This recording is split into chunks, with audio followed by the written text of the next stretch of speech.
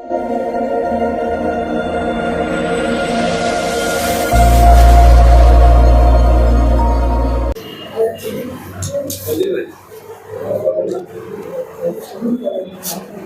தொகை அடிப்படையில் நாடாளுமன்ற தொகுதிகளுடைய மறுவரையறை செய்யும் போது அது தமிழ்நாடு உள்ளிட்ட தென் மாநிலங்களுக்கு பாதிப்பு ஏற்படும் என்பதை நம்முடைய தமிழக முதலமைச்சர் தளபதியார் அவர்கள் இது நம்முடைய தமிழ்நாட்டு வளர்ச்சிக்கு பாதிக்கக்கூடியதாக இருக்கும் என்பதை உணர்த்தும் வண்ணமாக முதல் எதிர்ப்பு குரல் கொடுத்துள்ளார்கள்.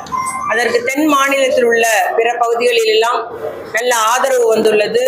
பிற தலைவர்கள் எல்லாம் அதை உணர்ந்து நம்முடைய முதலமைச்சருடைய குரலுக்கு ஆதரவாக பேசி வருவது நாம் எல்லாம் அறிந்தது. குடும்ப கட்டுப்பாடு திட்டத்தை மிக தீவிரமாக செயல்படுத்தி நாம் இருவர் நமக்கு மூவர் என்று ஆரம்பிச்சு, பின்பு நாம் இருவர் நமக்கு இருவர் என்று ஆரம்பிச்சு, இன்னைக்கு நாம் இருவர் நமக்கு ஒருவர் என்ற அளவிலே அரசு தீவிரமாக செயல்படுத்தி அதன் மூலம் வளர்ச்சி பணிகள், கல்வி, எல்லாருக்கும் கல்வி கொடுக்க வேண்டும் என்றெல்லாம் திட்டத்தை செயல்படுத்தி வருகிறது. தென் மாநிலத்திலேயே கேரளா உள்ளிட்ட மாநிலங்களிலே அந்த பிறப்பு விகிதம் என்பது குறைவாகத்தான் உள்ளது. ஆகவே மக்கள் தொகை கணக்கெடுப்பின் அடிப்படையில் நாடாளுமன்ற தொகுதிகள் மறுவரை செய்யப்பட்டால் நம்முடைய தொகுதி அளவு குறையக்கூடிய அளவில் நமக்கு பாதிப்பு உள்ளது. தமிழகத்துக்கு ஒரு பெரிய பாதிப்பு ஏற்படும். தமிழகம் மட்டுமல்ல, தென்பக் மாநிலங்கள் எல்லாமே, கேரளாவில் கூட 8 தொகுதி குறைய உள்ளது என்பதை நம்முடைய அந்த ஆபத்தை முன்கூட்டியே நம்முடைய முதலமைச்சர் அவர்கள் நமக்கு உணர்த்தியுள்ளார்கள். கடந்த 2024 பிப்ரவரி மாதம் கூட ஒரு தீர்மானம் கூட நம்முடைய சட்டசபையில நம்ம நிறைவேற்றியுள்ளோம்.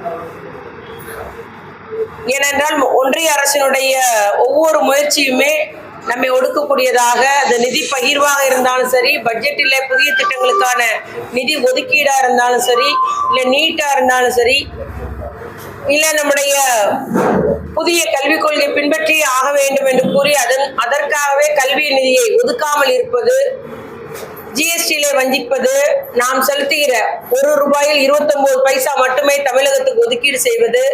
ஆனால் உத்தரப்பிரதேசத்துக்கு அவர்கள் செலுத்திய வரி ₹1 2.25 உத்தரப்பிரதேசத்துக்கு வழங்கப்படுகிறது. பீகாருக்கு ₹7 திருப்பி செலுத்தப்படுகிறது.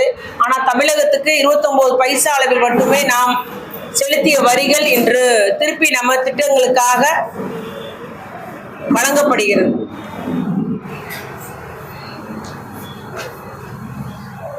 ஆகவே இந்த மாதிரி தொடர்ச்சியாக தமிழகத்தை வஞ்சிக்கும் நிலையில் உள்ள ஒன்றிய அரசு கடந்த நாடாளுமன்ற தேர்தல் பிரச்சாரத்தின் போதும், மகளிர் இடஒதுக்கீடு செய்த அந்த விவாதத்தின் போதும், மக்கள் தொகை அடிப்படையில்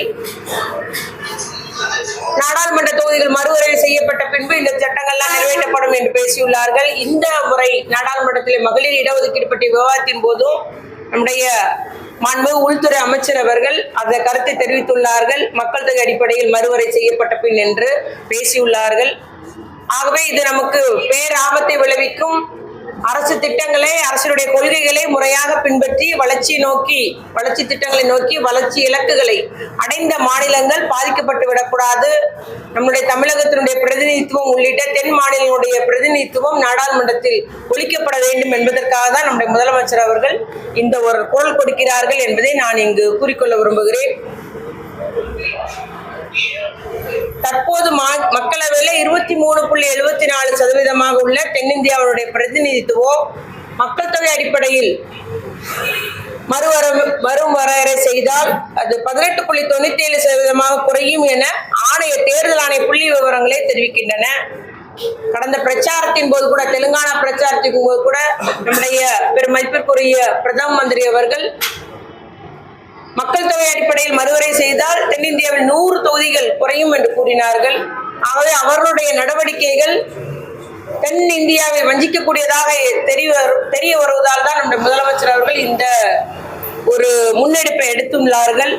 ஆக நிச்சயமாக எல்லாரும் இதிலே எந்த ஒரு பாகுபாடு இல்லாமல் நம்முடைய தமிழ்நாட்டு நலன், எதிர்கால நம்முடைய சந்ததியின் நலனோடு அதை மனதில் கொண்டு இதற்கு ஆதரவு தெரிவித்திட வேண்டும், முதலமைச்சரோடு கைகோத்திட வேண்டும் என்று நம்முடைய முதலமைச்சர் அவர்கள் அதுதான் இந்த முன்னெடுப்பை எடுத்துள்ளார்கள். எல்லோரும் ஆதரவு தெரிவித்திட வேண்டும் என்று நாங்கள் கேட்டுக்கொள்ள விரும்புகிறோம். ஒருவேளை எல்லாமே நாங்க 848 தொகுதியை உயர்த்துறோம்னு சொன்னா கூட நம்மளுடைய மக்களவை தொகுதிகளுடைய எண்ணிக்கை உயரும். ஆனால் நம்முடைய பிரதிநிதித்துவம் என்பது 19.39% தான் இருக்கும். ஆகவே நம்முடைய தமிழகத்தினுடைய அந்த பிரதிநிதித்துவம் குறைந்துவிடக்கூடாது, தமிழகத்தினுடைய அந்த விகிதாச்சாரம் குறைந்துவிடக்கூடாது என்பதை தான் நம்முடைய முதலமைச்சர் அவர்கள் வலியுறுத்தி சொல்கிறார்கள் என்பதை நான் இங்கு கூறிக்கொள்ள விரும்புகிறேன்.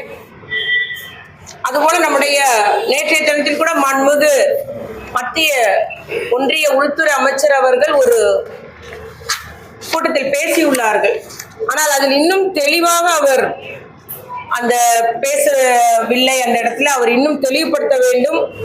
கடந்த அதுபோல இந்திரா காந்தி அம்மையார் இருக்கும்போது இதே கோரிக்கை வைத்த போது மக்கள் தொகை கட்டுப்பாடு திட்டத்தை நிறைவேற்றியதுனால இந்த மாதிரி தென் மாநிலங்கள்ல மக்கள் தொகை கட்டுப்பட்டுள்ளது. ஆகவே இந்த மக்கள் தொகை அடிப்படையில் நாடாளுமன்ற தொகுதியை மறுவரை செய்யும் இந்த சட்டம் திருத்தப்பட்டது. 1976 திருத்தப்பட்டது. 25 ஆண்டுகளுக்கு இந்த சட்டம் அமல்படுத்தப்படாது என்று திருத்தப்பட்டது இந்திரா காந்தி அம்மையார் அவர்களால். பின்பு 2001ஆம் ஆண்டு நம்முடைய வாஜ்பாய் அவர்கள் தலைமையில் இந்த ஆட்சி இருந்த போது, தேசிய கூட்டணி ஆட்சியில் இருக்கும் போதும் ஒரு சட்ட திருத்தம் கொண்டு வரப்பட்டது. மக்கள் தொகை கணக்கெடுப்பு அடிப்படையிலே இந்த மக்களவை மறுசீரமைப்பு செய்யப்படாது என்று திட்டம் கொண்டு வந்தார் திரு வாஜ்பாய் அவர்கள் கொண்டு வந்தார்கள்.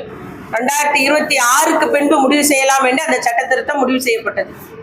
ஆகவே சட்டப்படி அந்த 84வது திருத்த சட்டப்படி முன்னாள் பிரதமர் வாஜ்பாய் அவர்கள் செய்த சட்ட திருத்தப்படியே நம்ம 2031 தான் மக்கள் தொகை கணக்கெடுப்பு முடிவு எடுக்கணும். இல்லைன்னா அந்த சட்டத்தை உரிய முடிவு எடுக்கணும். நம்முடைய முதலமைச்சர் கோருவது தமிழகத்தில் உள்ளிட்ட தென்னிந்திய மக்களுடைய பிரதிநிதித்துவம் குறையக்கூடாது, நாங்கள் குரலற்றவர்களாக ஆகிவிடக்கூடாது.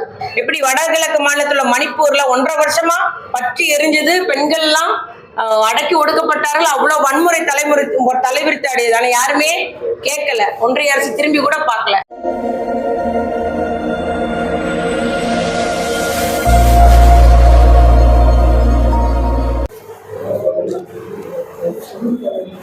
மக்கள் தொகை அடிப்படையில் நாடாளுமன்ற தொகுதியினுடைய மறுவரையறை செய்யும் போது அது தமிழ்நாடு உள்ளிட்ட தென் மாநிலங்களுக்கு பாதிப்பு ஏற்படும் என்பதை நம்முடைய தமிழக முதலமைச்சர் தளபதியார் அவர்கள் இது நம்முடைய தமிழ்நாட்டு வளர்ச்சிக்கு பாதிக்கக்கூடியதாக இருக்கும் என்பதை உணர்த்தும் வண்ணமாக முதல் எதிர்ப்பு குரல் கொடுத்துள்ளார்கள்.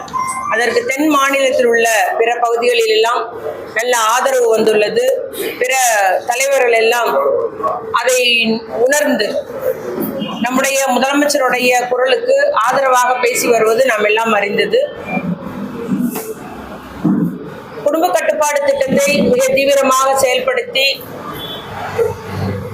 நாம் இருவர் நமக்கு மூவர் என்று ஆரம்பிச்சு, பின்பு நாம் இருவர் நமக்கு இருவர் என்று ஆரம்பிச்சு, இன்னைக்கு நாம் இருவர் நமக்கு ஒருவர் என்ற அளவிலே அரசு தீவிரமாக செயல்படுத்தி அதன் மூலம் வளர்ச்சி பணிகள், கல்வி, எல்லாருக்கும் கல்வி கொடுக்க வேண்டும் என்றெல்லாம் திட்டத்தை செயல்படுத்தி வருகிறது. தென் மாநிலத்திலேயே கேரளா உள்ளிட்ட மாநிலங்களிலே அந்த பிறப்பு விகிதம் என்பது குறைவாகத்தான் உள்ளது. ஆகவே மக்கள் தொகை கணக்கெடுப்பின் அடிப்படையில் நாடாளுமன்ற தொகுதிகள் மறுவரை செய்யப்பட்டால் நம்முடைய தொகுதி அளவு குறையக்கூடிய அளவில் நமக்கு பாதிப்பு உள்ளது. தமிழகத்துக்கு ஒரு பெரிய பாதிப்பு ஏற்படும். தமிழகம் மட்டுமல்ல, தென்பக் மாநிலங்கள் எல்லாமே, கேரளாவில் கூட 8 தொகுதி குறைய உள்ளது என்பதை நம்முடைய அந்த ஆபத்தை முன்கூட்டியே நம்முடைய முதலமைச்சர் அவர்கள் நமக்கு உணர்த்தியுள்ளார்கள். கடந்த 2024 பிப்ரவரி மாதம் கூட ஒரு தீர்மானம் கூட நம்முடைய சட்டசபையில நம்ம நிறைவேற்றியுள்ளோம். ஏனென்றால் ஒன்றிய அரசினுடைய ஒவ்வொரு முயற்சியுமே நம்மை ஒடுக்கக்கூடியதாக, அது நிதி பகிர்வாக இருந்தாலும் சரி, பட்ஜெட்டில் புதிய திட்டங்களுக்கான நிதி ஒதுக்கீடா இருந்தாலும் சரி, இல்லை நீட்டா இருந்தாலும் சரி, இல்லை நம்முடைய புதிய கல்விக் கொள்கை பின்பற்றி ஆக வேண்டும் என்று கூறி அதற்காகவே கல்வி நிதியை ஒதுக்காமல் இருப்பது, ஜிஎஸ்டியிலே வஞ்சிப்பது, நாம் செலுத்துகிற ₹1 29 பைசா மட்டுமே தமிழகத்துக்கு ஒதுக்கீடு செய்வது. ஆனால் உத்தரப்பிரதேசத்துக்கு அவர்கள் செலுத்திய வரி ₹1 2.25 உத்தரப்பிரதேசத்துக்கு வழங்கப்படுகிறது. பீகாருக்கு ₹7 திருப்பி செலுத்தப்படுகிறது. ஆனால் தமிழகத்துக்கு 29 பைசா அளவில் மட்டுமே நாம் செலுத்திய வரிகள் இன்று திருப்பி நம்ம திட்டங்களுக்காக வழங்கப்படுகிறது.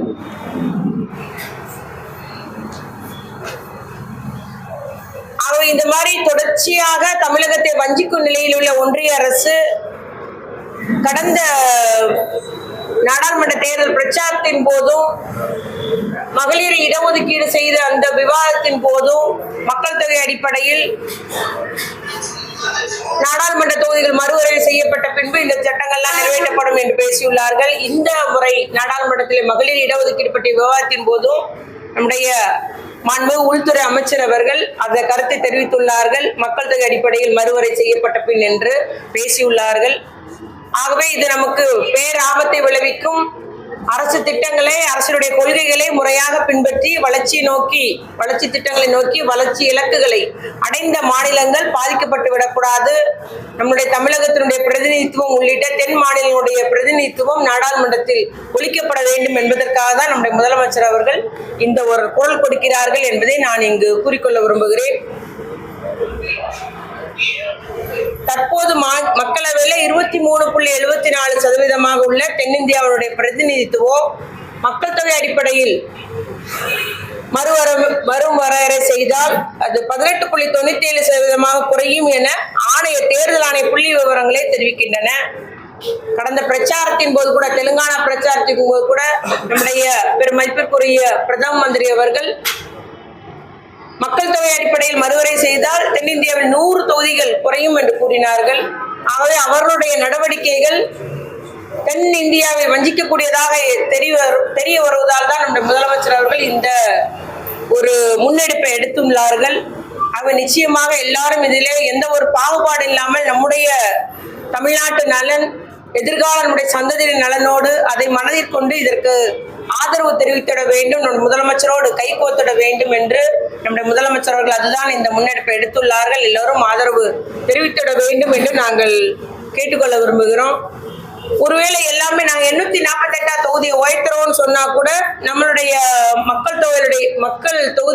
மக்களவை தொகுதிகளுடைய எண்ணிக்கை உயரும். ஆனால் நம்முடைய பிரதிநிதித்துவம் என்பது 19.39% தான் இருக்கும். ஆகவே நம்முடைய தமிழகத்தினுடைய அந்த பிரதிநிதித்துவம் குறைந்துவிடக்கூடாது, தமிழகத்தினுடைய அந்த விகிதாச்சாரம் குறைந்துவிடக்கூடாது என்பதை தான் நம்முடைய முதலமைச்சர் அவர்கள் வலியுறுத்தி சொல்கிறார்கள் என்பதை நான் இங்கு கூறிக்கொள்ள விரும்புகிறேன். அதுபோல நம்முடைய நேற்றைய தினத்தில் கூட மாண்புமிகு மத்திய ஒன்றிய உள்துறை அமைச்சர் அவர்கள் ஒரு கூட்டத்தில் பேசியுள்ளார்கள். ஆனால் அதில் இன்னும் தெளிவாக அவர் அந்த பேசவில்லை. அந்த இடத்துல அவர் இன்னும் தெளிவுபடுத்த வேண்டும். கடந்த அதுபோல இந்திரா காந்தி அம்மையார் இருக்கும்போது இதே கோரிக்கை வைத்த போது மக்கள் தொகை கட்டுப்பாடு திட்டத்தை நிறைவேற்றியதுனால இந்த மாதிரி தென் மாநிலங்கள்லாம் மக்கள் தொகை கட்டுப்பட்டுள்ளது. ஆகவே இந்த மக்கள் தொகை அடிப்படையில் நாடாளுமன்ற தொகுதியை மறுவரை செய்யும் இந்த சட்டம் திருத்தப்பட்டது. 1976 திருத்தப்பட்டது. 25 ஆண்டுகளுக்கு இந்த சட்டம் அமல்படுத்தப்படாது என்று திருத்தப்பட்டது இந்திரா காந்தி அம்மையார் அவர்களால்.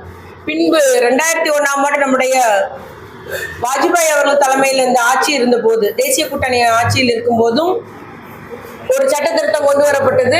மக்கள் தொகை கணக்கெடுப்பு அடிப்படையிலே இந்த மக்களவை மறுசீரமைப்பு செய்யப்படாது என்று திருத்தம் கொண்டு வந்தார் திரு வாஜ்பாய் அவர்கள் கொண்டு வந்தார்கள்.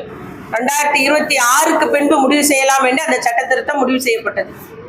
ஆகவே சட்டப்படி அந்த 84வது திருத்த சட்டப்படி முன்னாள் பிரதமர் வாஜ்பாய் அவர்கள் செய்த சட்ட திருத்தப்படியே நம்ம 2031 தான் மக்கள் தொகை கணக்கெடுப்பு முடிவு எடுக்கணும். இல்லைன்னா அந்த சட்டத்தை உரிய முடிவு எடுக்கணும். நம்முடைய முதலமைச்சர் கோருவது தமிழகத்தில் உள்ளிட்ட தென்னிந்திய மக்களுடைய பிரதிநிதித்துவம் குறையக்கூடாது, நாங்கள் குரலற்றவர்களாக ஆகிவிடக்கூடாது.